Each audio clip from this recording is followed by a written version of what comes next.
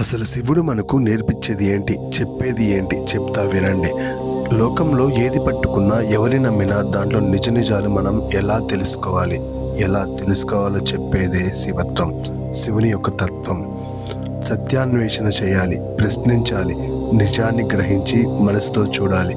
అది ఎక్కడి నుంచి ఎక్కడికి వెళ్తుందో చెప్తా. శివయ్యని మనం ధ్యానం ద్వారా తెలుసుకోవచ్చు. మరి ధ్యానం అనుభవం ద్వారా, అనుభవం చర్య ద్వారా, చర్య బాధ్యత ద్వారా, బాధ్యత బంధం ద్వారా, బంధం చేసే పని ద్వారా, చేసే పని ఎంచుకునే మార్గం ద్వారా, ఎంచుకునే మార్గం మన మనసు ద్వారా, మనసు మనలో ఉన్న చైతన్యం ద్వారా.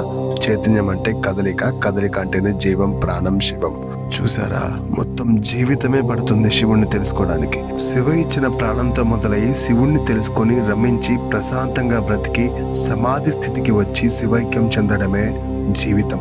అంతా శివం, అందరూ శివం, అంతా ఒక్కటే. ఓం నమ శివాయ.